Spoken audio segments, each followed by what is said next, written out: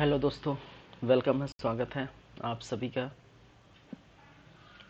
हमारे इस YouTube channel पर, जहां पर लगातार जारी रहेगा सीजी हिस्ट्री की क्लासेस। और आज का जो टॉपिक है वो हम बात करेंगे सबसे फर्स्ट इंडिपेंडेंस डे, स्वतंत्रता दिवस। स्वतंत्रता मिल गई थी हमें 1947 के बाद। और दूसरा नेक्स्ट टॉपिक है देसी रियासतों का संविलियन। ठीक है, विलयकरण कर दिया गया था देसी रियासतों का, उसकी हम चर्चा करेंगे, उसकी बात करेंगे। चलिए, आज इस सीजी हिस्ट्री छत्तीसगढ़ के इतिहास का लास्ट क्लास रहेगा, क्योंकि ये लगभग ये ख़त्म हो गया है। कुछ 40-45 मिनट का क्लास रहेगा, उसके बाद ये ख़त्म हो जाएगा। ठीक है, चलिए, लेकिन लगातार जारी रहेगा हमारी क्लासेस विभिन्न प्रकार के एग्ज़ामों के लिए, जैसे कि एसआई भर्ती, शिक्षक भर्ती, सहायक शिक्षक भर्ती और सीजीपीएससी प्री। ठीक है, आने वाले जितने भी एग्ज़ाम हैं उसके लिए लगातार क्लासेस जारी रहेगा, और अन्य सब्जेक्ट का भी। ठीक है, चलिए, तो बेसिकली हो सकता है सीजी हिस्ट्री पढ़ने के बाद इंडियन हिस्ट्री हम पढ़े, या जो भी हो सकता है वो हम बातें करेंगे। लेकिन आज जो है हमारी ये सीजी हिस्ट्री में ये लास्ट क्लास होगी। चलिए, तो बातें करते हैं, स्टार्ट करते हैं आज की क्लास।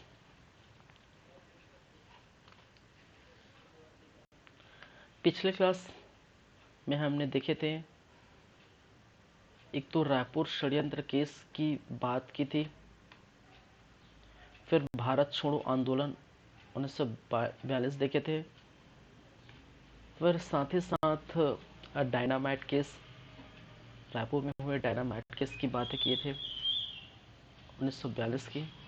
और 46 में फिर मध्य प्रांत में चुनाव हुए थे, जिसमें छत्तीसगढ़ के, ठीक है, नेताओं ने ये कुछ पद धारण किए थे, उसकी हम चर्चा किए थे। कुछ मंत्री पद के बारे में बात किए थे। फिर उसके बाद संविधान निर्मात्री सभा, ठीक है, संविधान निर्मात्री सभा में छत्तीसगढ़ के कौन कौन से ऐसे नेता हैं, कौन कौन से ऐसे व्यक्ति हैं जो चयनित हुए, निर्वाचित हुए हैं, उनके बारे में हमने देखे। ठीक है, और आज हम बात करेंगे इंडिपेंडेंस डे, स्वतंत्रता दिवस।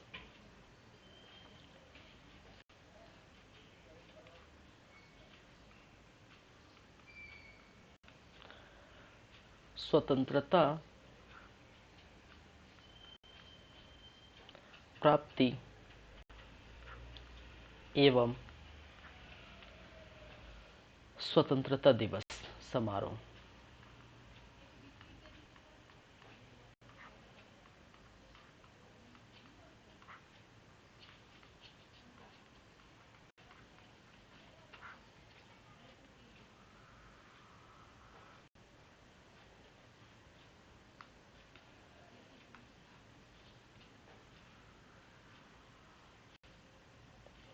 माउंटबेटन योजना के तहत 1947 में हमें क्या मिल गई थी, स्वतंत्रता देखने को मिला था। ठीक है, चलिए,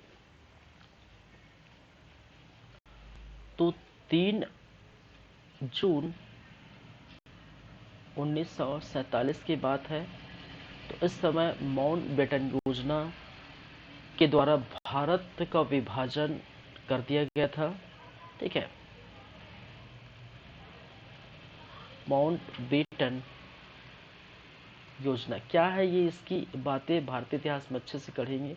ठीक है, माउंटबेटन योजना के तहत भारत का विभाजन कर दिया गया था। और इस प्रकार से आपको, हमें सभी को 15 अगस्त 1947 को भारत आज़ाद हो गया था। ठीक है, 14 अगस्त को पाकिस्तान जो है अस्तित्व में आया, और 15 अगस्त को भारत जो है, ठीक है, स्वतंत्र हो गया था।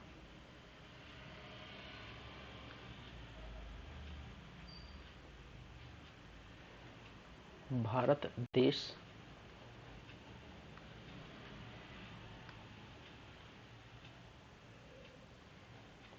स्वतंत्र हो गया।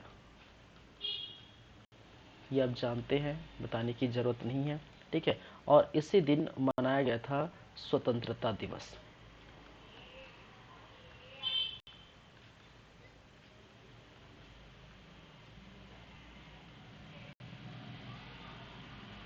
ठीक है। और स्वतंत्रता दिवस मनाकर विभिन्न स्थानों पर, छत्तीसगढ़ के विभिन्न स्थानों पर झंडे फहराए गए थे। क्या क्या नाम है वो हम देखेंगे, क्योंकि यहाँ से क्वेश्चन कई बार पूछे गए हैं।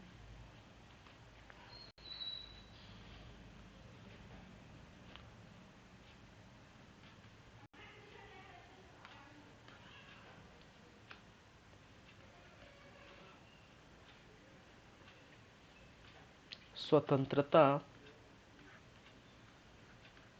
दिवस पर विभिन्न स्थानों में तिरंगा फहराया। क्या किया गया है? विभिन्न स्थानों में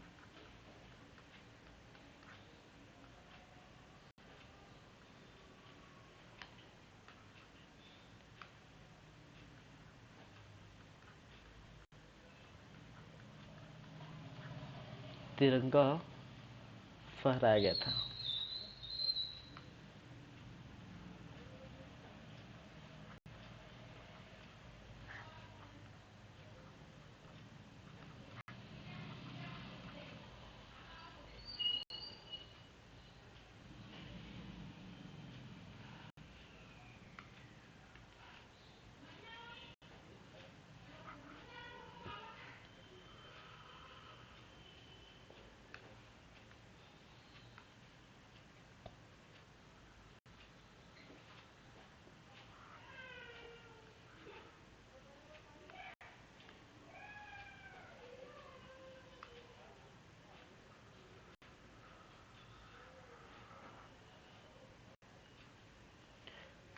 चलिए,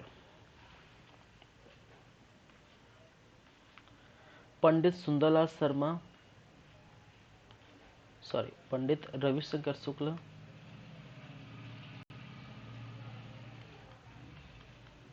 पंडित रविशंकर शुक्ल, इनके द्वारा सीताबाड़ी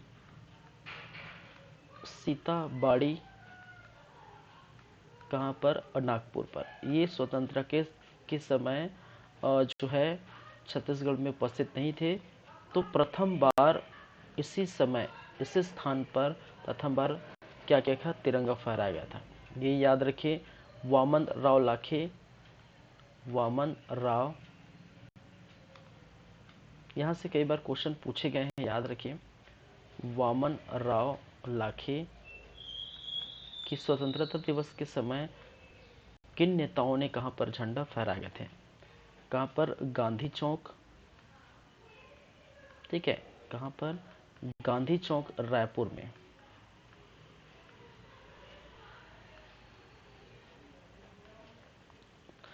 आर की पाटिल,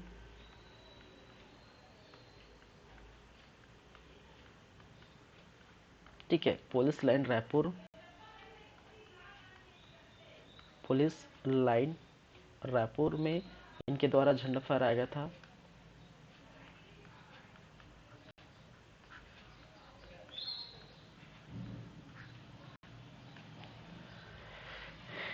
फिर घनश्याम सिंह गुप्त,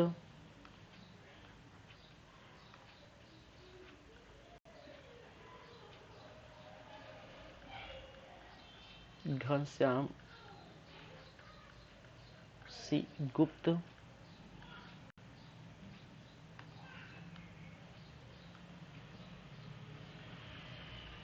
इनके द्वारा दुर्ग में जो है तिरंगा झंडा फहराया गया था। राम गोपाल तिवारी, मैं यही लिख देता हूं।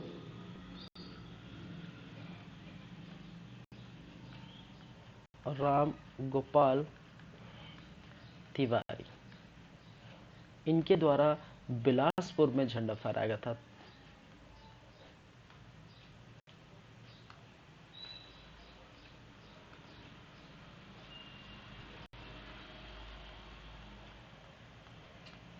ठीक है, तो इस प्रकार से देख सकते हैं। ठीक है, चलिए, पंडित रविशंकर शुक्ल जो नागपुर में सीताबाड़ी के अंतर्गत सबसे प्रथम इन्होंने झंडा फहराया। ठीक है, वामन राव लाखे गांधी चौक पर, आर के पाटिल पुलिस लाइन रायपुर और घनश्याम सिंह गुप्त दुर्ग एवं राम गोपाल तिवारी द्वारा बिलासपुर में झंडा फहराया गया था। ठीक है, तो इस प्रकार से ये देखने को मिला।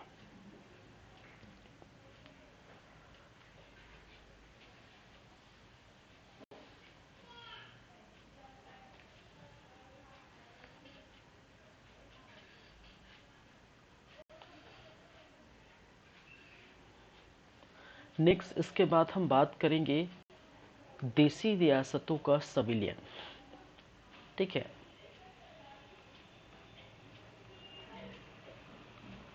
और देसी रियासतों का संविलियन।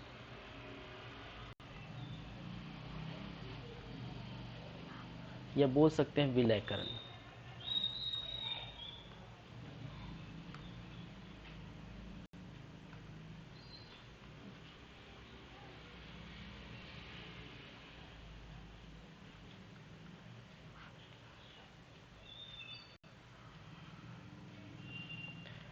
देसी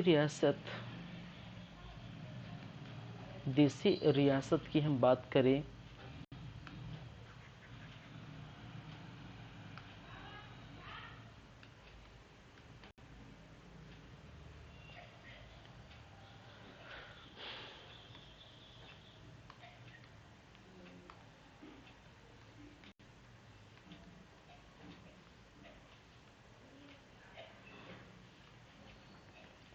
चलिए, इसके अंतर्गत हमें देखने को मिलता है, एक तो रियासत थे। ठीक है, या जो है जमींदार, और दूसरे तरफ जो है एक जमींदार जो नॉर्मल जमींदार कहलाते थे। ठीक है, जो देसी रियासतों की जो संख्या थी, ठीक है, तो उसको दर्जा 14 देसी रियासतों की जो है दर्जा मिली थी। 14 जो है किसकी देसी रियासतों की सतों का दर्जा मिला था। और दूसरी तरफ जो रियासत थे वो नॉर्मल जो है रियासत थे। ठीक है, साधारण जो है जमींदार कहलाए, जिसमें से लगभग 64 साधारण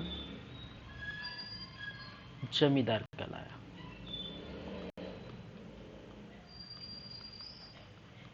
ठीक है, इसको भी मैं कलर चेंज कर देता हूँ।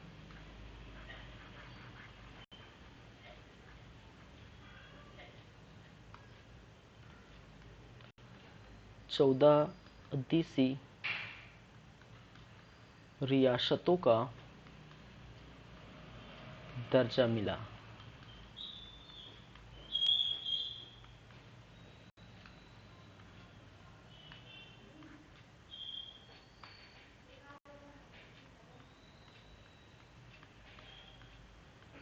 ठीक है, तो इस प्रकार से जो देसी रियासत की जो संख्या थी वो 14 थी, और 14 देसी रियासतों को क्या किया गया, दर्जा दिया गया है। ठीक है, चलिए,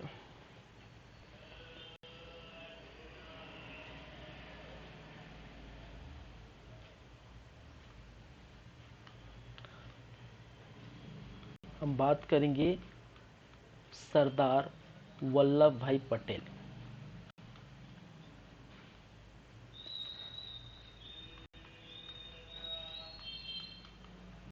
पटेल का, ठीक है, योगदान क्या रहा है।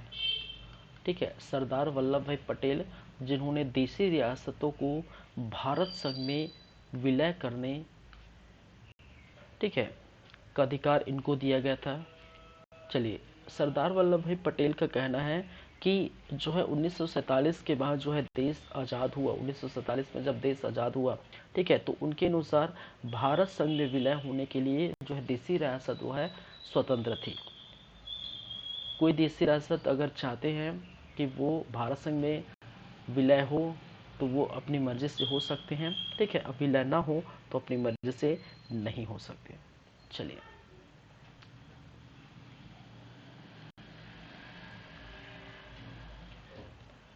तो भारत स्वतंत्रता अधिनियम 1947 के अनुसार देसी रियासतों को भारत संघ में ठीक है विलय या भारत संघ से स्वतंत्र होने का अधिकार था, या स्वतंत्र रहने का अधिकार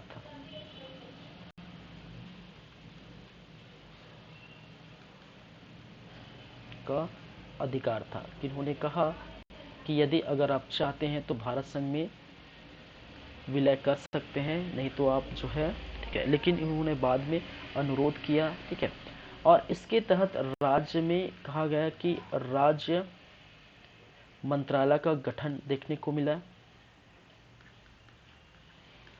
राज्य मंत्रालय का गठन हुआ था, ठीक है, और जिसकी अध्यक्ष वीपी मेनन साहब थे।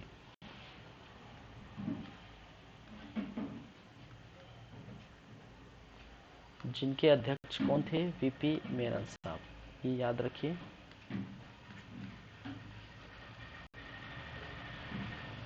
और वहीं पर 5 जुलाई 1947, ठीक है, सरदार वल्लभ भाई पटेल ने भारत संघ में विलय का जो है राज्यों को अपील की, आग्रह किया।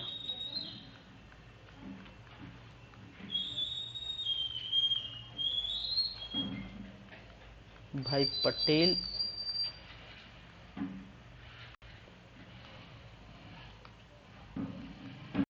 ने भारत संघ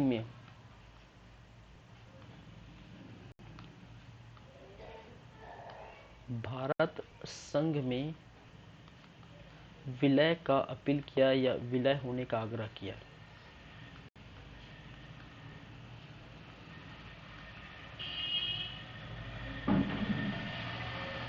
चलिए, तो इस प्रकार से 5 जुलाई 1947 को ये देखने को मिला था।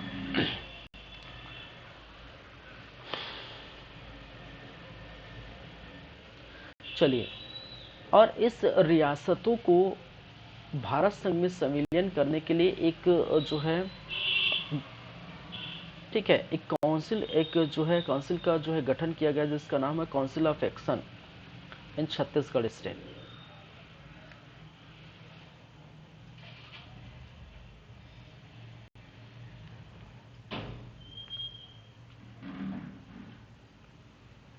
ठीक है, council of action in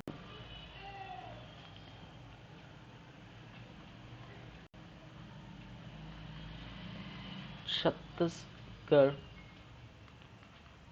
state की गठन की गई थी, ठीक है।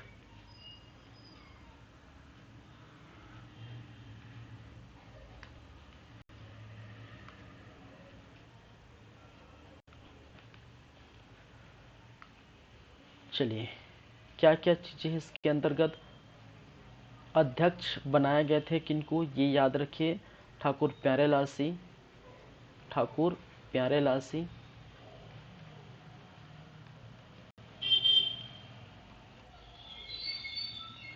सचिव इस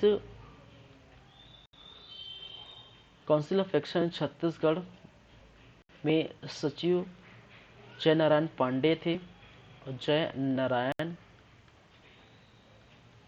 कौन थे? पांडे। और इसका उद्देश्य क्या था? रियासतों को संविलियन हेतु, या रियासतों की संविलियन हेतु, ठीक है, सिविलियन के लिए, रियासतों की सिविलियन हेतु क्या किया गया था? इससे काउंसिल ऑफ एक्शन की क्या की गई थी? जो है स्थापना किया गया था, गठन किया गया था। चलिए, और इसी के तहत आपको देखने को मिलता है कि जो खैरागढ़ जो रियासत थी, देखेंगे एक एक करके क्या कौन कौन से रियासत, ठीक है। खैरागढ़ जो रियासत थे, वो खैरागढ़ रियासत पहले जो है उन्होंने क्या की, इसके अंतर्गत जिन्होंने हामी भरी, ठीक है, ठाकुर वीरेंद्र प्रताप,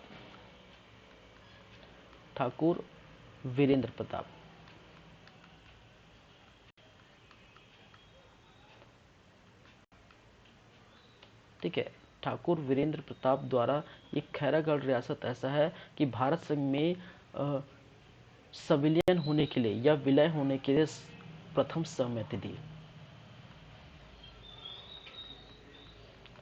भारत संघ में विलय होने हेतु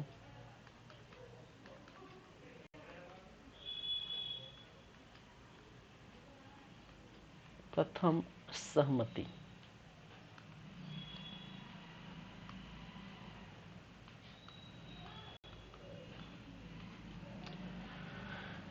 चलिए,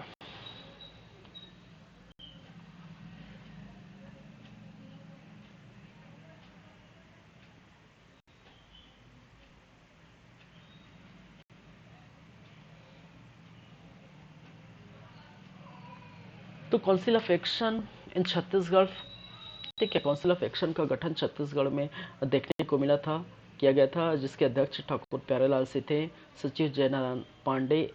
और इस काउंसिल ऑफ एक्शन का उद्देश्य था कि रियासतों को संविलियन करने के लिए, रियासतों को भारत संघ में विलय करने के लिए, ठीक है, ये इसका गठन किया गया था, जिसमें से सर्वप्रथम खैरागढ़ रियासत के ठाकुर वीरेंद्र प्रताप ने सबसे पहले हामी भरी कि वो भारत संघ में विलय होना चाहते हैं, ठीक है।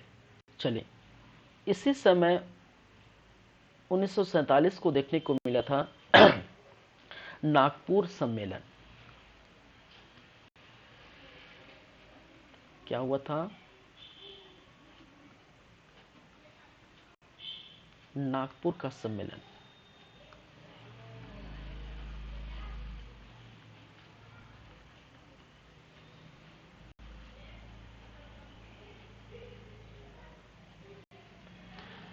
दो मिनट वेट करिए।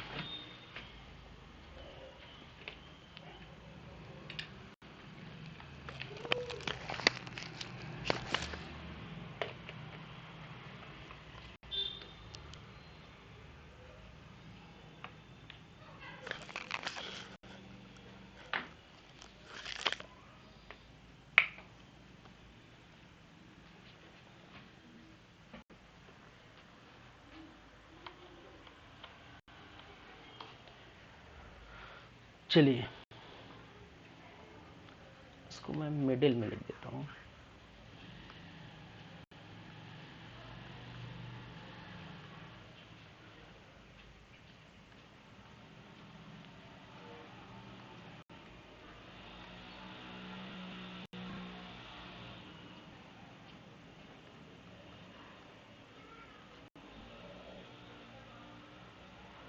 चलिए, नागपुर सम्मेलन के बारे में हम बात कर लेते हैं, ठीक है। यहाँ पर रियासतों का विलय करने के लिए यहाँ पर लोग पहुंचे थे, यहाँ के जो है रियासत के जो लोग थे, ठीक है, और बहुत जो बड़े बड़े छत्तीसगढ़ के नेता यहाँ पर पहुंचे थे सम्मेलन पर। तो बात करें तो ये हुआ था वर्ष 1947 को, 15 सितंबर 1947 स्थान कहाँ पर, तो नागपुर पर।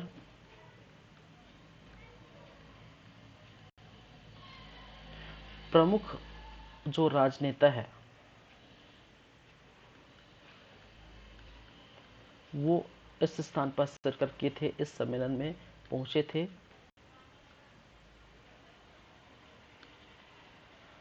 चलिए, जैसे कि मुख्यमंत्री रविशंकर शुक्ल, ठीक है, मध्य प्रांत के चुनाव में जीतने के बाद रविशंकर शुक्ल जी को क्या बनाया गया था, मुख्यमंत्री बनाया गया था। गृह मंत्री पहुंचे थे,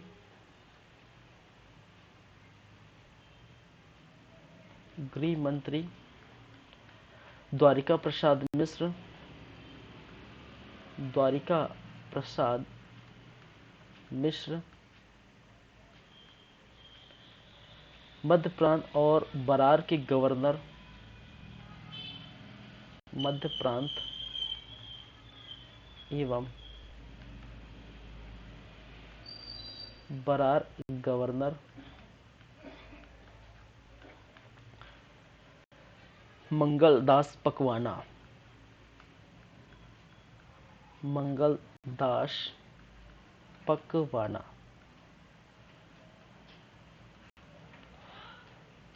ठीक है।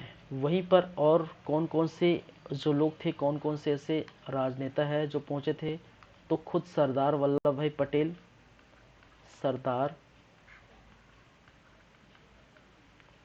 वल्लभ भाई पटेल, मणिबेन पटेल,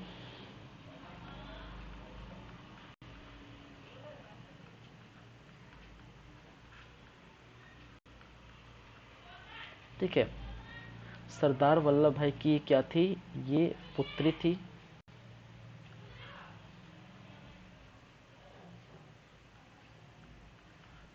पुत्री। चलिए, मणिभाई पटेल, ठीक है। फिर वीपी मेनन,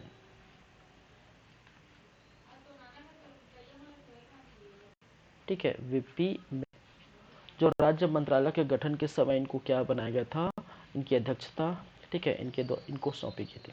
तो सरदार वल्लभ भाई पटेल, मणिबेन पटेल, जो मणिबेन पटेल सरदार वल्लभ भाई पटेल की पुत्री थी, ठीक है। यहाँ पर जो है 10 जो रियासतों ने अपनी हामी भर दी थी संविलियन हेतु।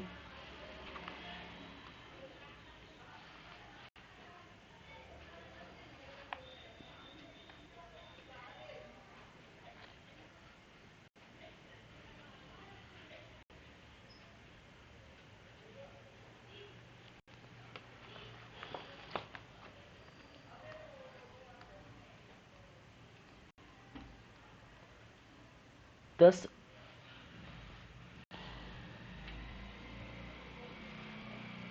रियासतों के राजाओं द्वारा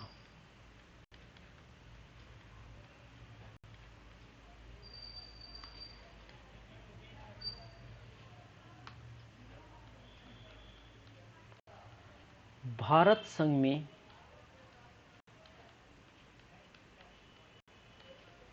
विलय हेतु, ठीक है, विलय हेतु हामी भरी।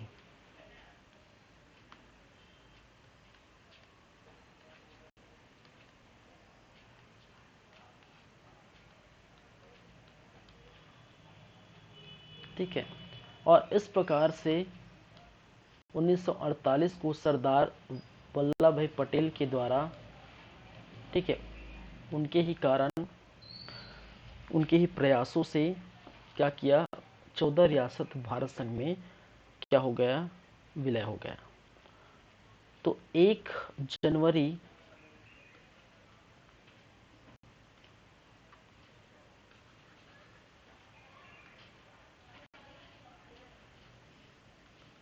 1 जनवरी 1948 ये वो दिन था, ठीक है। तो यहाँ पर, ठीक है, 14 रियासतों द्वारा या 14 जो है रियासत भारत संघ में विलय हो गया, संघ में विलय हो गया।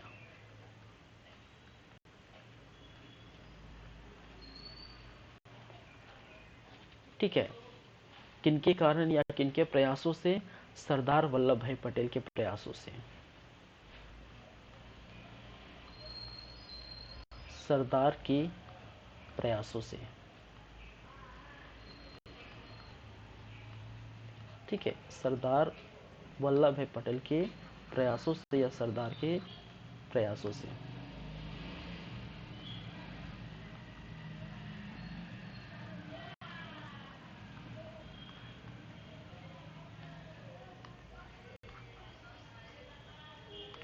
चलिए, तो इस प्रकार से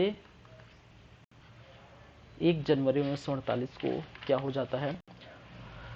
भारत संघ में रियासतों का विलय हो गया था। चलिए,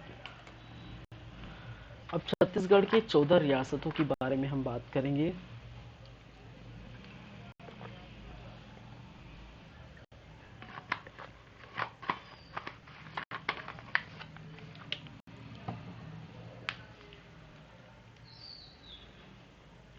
चलिए, आप देख रहे हैं लगातार हमारे YouTube चैनल जिसका नाम है सीजी कंप्यूटर्स, इसमें लगातार जारी है क्लासेस सीजी हिस्ट्री की, और आज हिस्ट्री का लास्ट क्लास रहेगा। ठीक है, चलिए, छत्तीसगढ़ की 14 रियासत।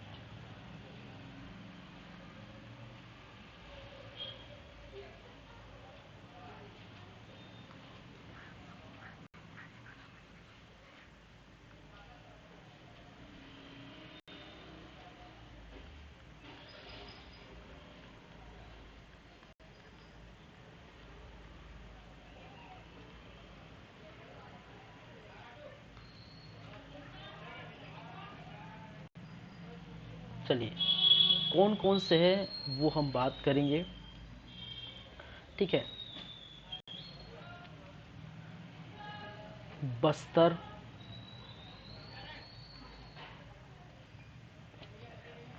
कांकेर,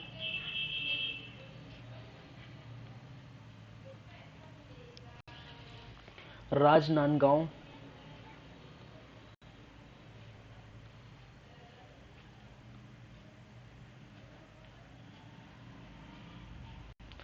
खैरागढ़,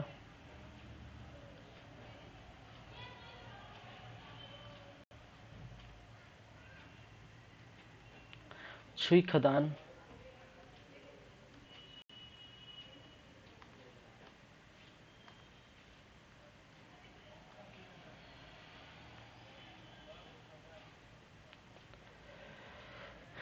ठीक है, कवर्धा,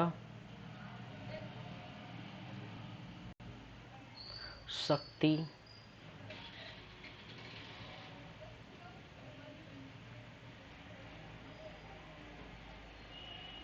रायगढ़,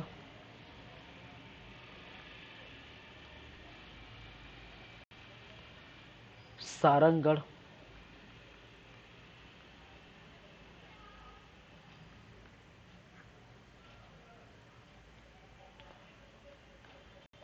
पटना,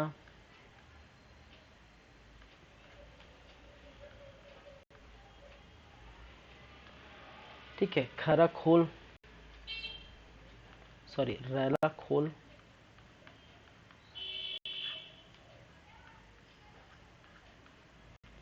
बांजरा,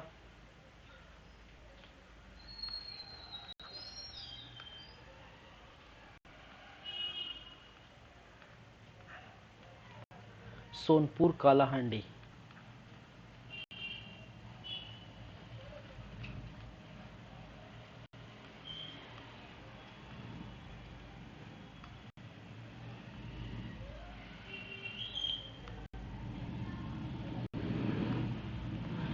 ठीक है, सोनपुर,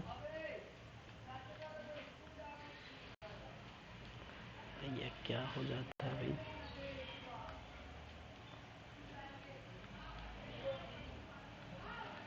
सोनपुर और जो है लास्ट 14वें नंबर में कालाहांडी।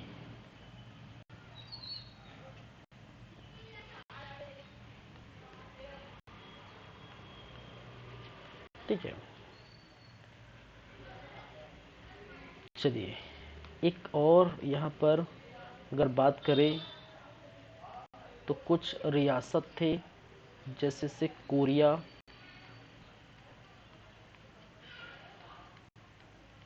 सरगुजा, जसपुर,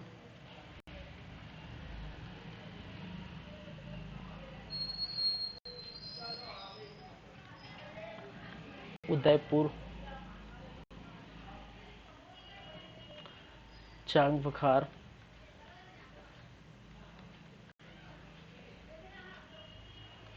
ठीक है।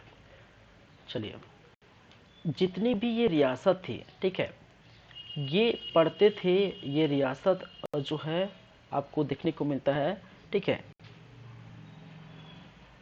और जो है बंगाल प्रांत, बिहार, ठीक है, ये आपको देखने को मिला बंगाल प्रांत, प्रांत कहाँ पर, बिहार, ठीक है। तो बंगाल प्रांत बिहार के 5 रियासत, ठीक है, मध्य प्रांत के छत्तीसगढ़ में, मध्य प्रांत के छत्तीसगढ़ में मिलाया गया या मिला लिया गया, छत्तीसगढ़ में मिला लिया गया।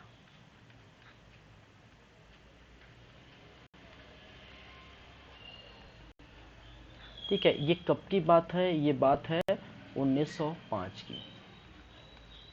ठीक है, जो आप देख रहे हैं 5 प्रांत, कोरिया, सरगुजा, जसपुर, उदयपुर, चांग बखार, ठीक है, ये जो रियासत थे ये बंगाल प्रांत बिहार के रियासत थे, और इनके 5 जो रियासत है उनको छत्तीसगढ़ के इस रियासत पर क्या किया गया था, मिलाया गया था। ठीक है, ये बातें। दूसरा, यहां पर आप जो देख पा रहे हैं पटना, खैराखोल, बाजरा, सोनपुर और कालाहांडी, ये जो 5 रियासत है, ठीक है, और ये जो 5 रियासत को जो कि उड़ीसा भाषा से, ठीक है, संबंधित ये रियासत, तो छत्तीसगढ़ की इस 5 रियासत को, ठीक है, कहां पर, बंगाल प्रांत वर्तमान उड़ीसा में मिलाया गया था।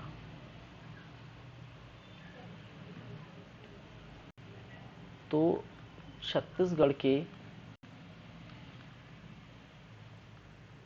5 रियासतों को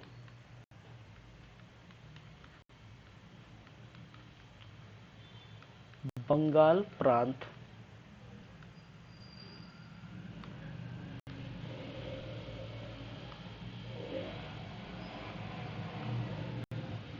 बंगाल प्रांत उड़ीसा में शामिल किया गया था या मिलाया गया था। ठीक है, ये याद रखिए, शामिल किया गया था या मिलाया गया था।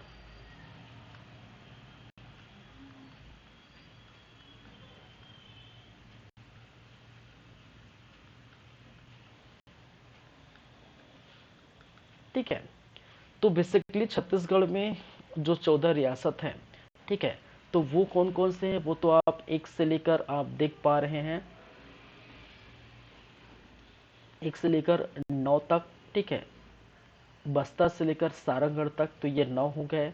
ठीक है, ये 10 कोरिया, 11 सरगुजा, 12 जसपुर, 13 उदयपुर और 14, ठीक है, चांग पखार। ठीक है, तो जो रियासत थे ये भी कब हुआ था, ये भी हुआ था उसी समय, कब की बात है, ये भी हुआ था 1905 में। कब, 1905 में ही।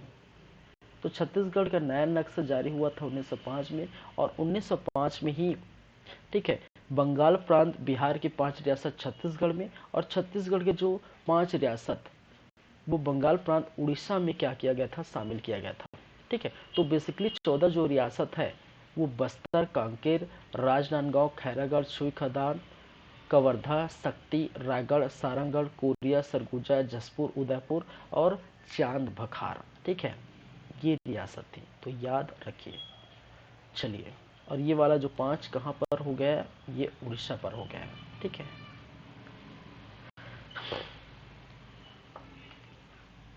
ये थी कुल रियासत 14। अब बात करते हैं रियासतों के संबंधित कुछ इम्पोर्टेंट फैक्ट्स। ठीक है,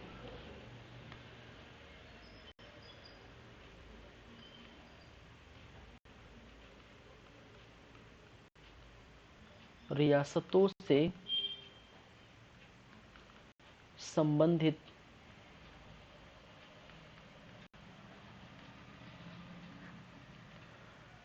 महत्वपूर्ण फैक्ट्स या तथ्य।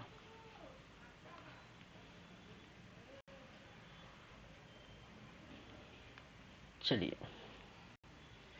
जैसे कि हम बात करें खैरागढ़ रियासत,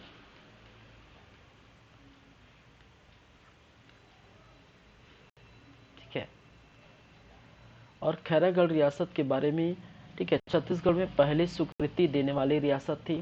ठीक है,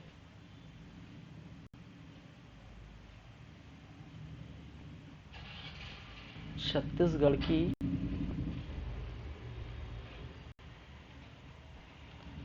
सबसे पहली स्वीकृति देने वाली रियासत कौन है, खैरागढ़। ये हो गया। दूसरा, रायगढ़। रायगढ़ रियासत के बारे में क्या बातें हैं, रायगढ़ रियासत के बारे में कहा जाता है कि सर्वाधिक जो है, सॉरी सॉरी स्वीकृति, लेकिन विलय पहले कौन हुआ था, छत्तीसगढ़ में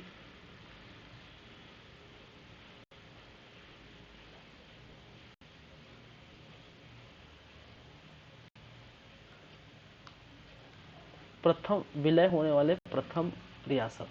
ठीक है, इसको हम इस प्रकार से लिख सकते हैं, विलय होने वाले प्रथम रियासत, होने वाले प्रथम रियासत।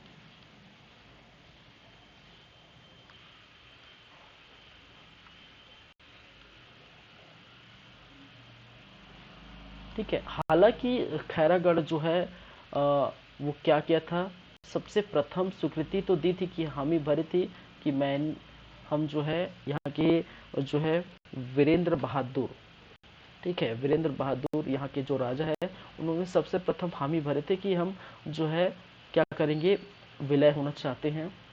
लेकिन सबसे प्रथम विलय, ठीक है, रायगढ़ रियासत देखने को मिला था। ठीक है, चलिए, थर्ड नंबर किस रियासत के बारे में, बस्तर रियासत के बारे में अगर बात करें तो बस्तर रियासत के बारे में कहा जाता है कि सबसे बड़ी रियासत थी।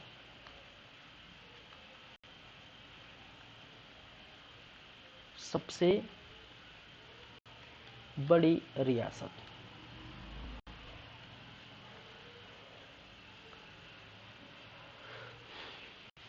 चलिए, वहीं पर शक्ति की बात करें तो सबसे छोटी रियासत,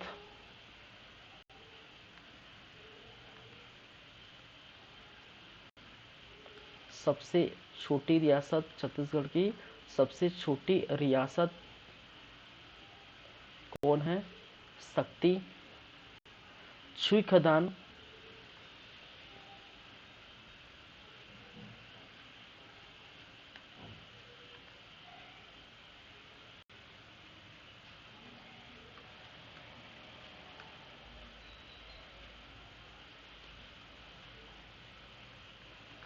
ठीक है। इस रियासत में कहा जाता है कि 1939 में लगान बंदी आंदोलन हुए थे। इस रियासत में लगान बंदी आंदोलन।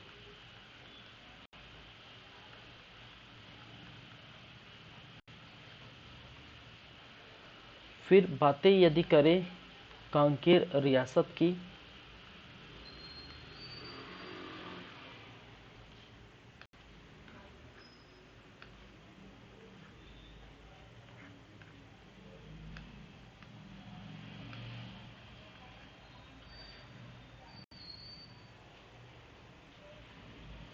इनके बारे में कहा जाता है कि नगद रूप से टकोली नहीं दी जाती थी। ठीक है, नगद रूप से टकोली नहीं दी जाती थी।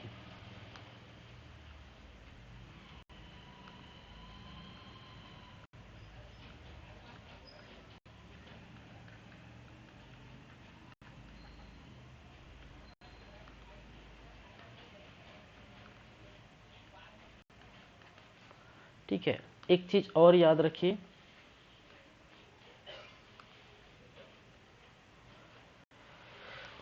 खैरागढ़ रियासत के बारे में एक और चीज याद रखिए कि ये जो खैरागढ़ रियासत है वो सर्वाधिक टकोली देने वाली रियासत थी। ठीक है, टकोली की बात करें तो सर्वाधिक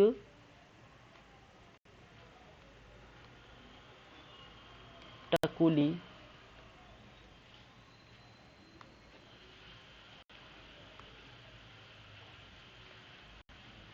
देने वाली रियासत।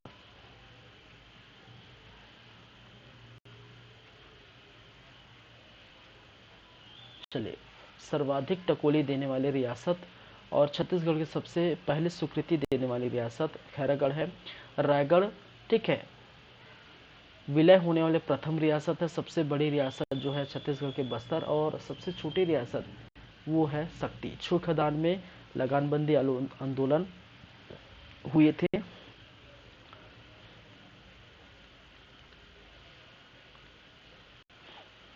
ठीक है, और कांकेर रियासत के बारे में कहा जाता है कि नगद रूप से ये टकोली प्रदान नहीं करते थे।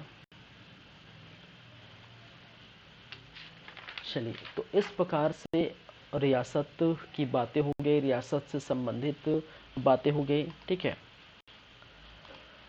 चलिए,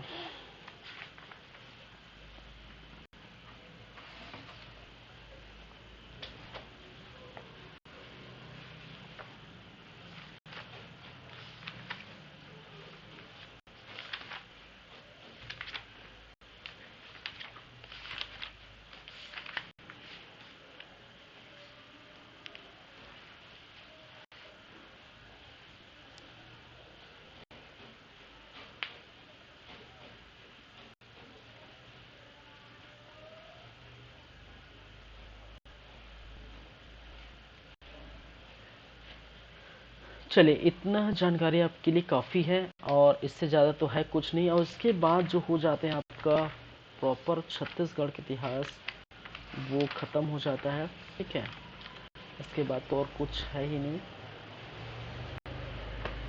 चलिए, तो बात हमने यही कही थी कि आज का जो क्लास होगा वो लास्ट होगा। ठीक है, 40 से 45 मिनट का जो रहेगा क्लास करके, तो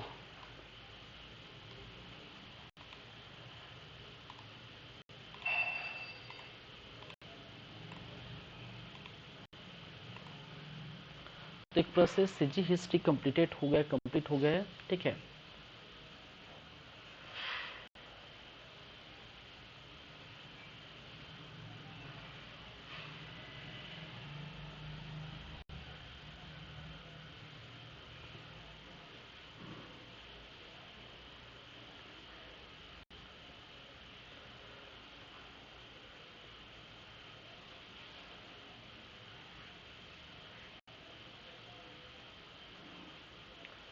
चलिए, हिस्ट्री हो जाता है आपका कंप्लीट। ठीक है, तो सीधा हम लिख देते हैं। ठीक है, द एंड। आज के बाद हम नहीं मिलेंगे सीजी हिस्ट्री की क्लास में। ठीक है,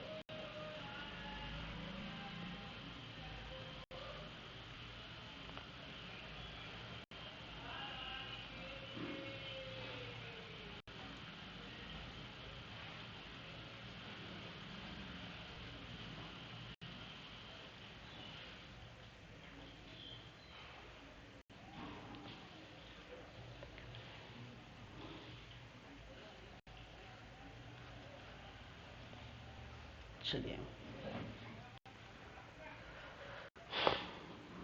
ठीक है, चलिए फिर चलते हैं। और अब तो हो गया समय, खैर नहीं हुआ है, फिर भी से आज जो है कंप्लीट हो चुका है हमारी क्लास, हमारी सीजी हिस्ट्री क्लास। तो बेसिकली देखा जाए तो 40 क्लास में सीजी हिस्ट्री कंप्लीट हुआ है। ठीक है, चलिए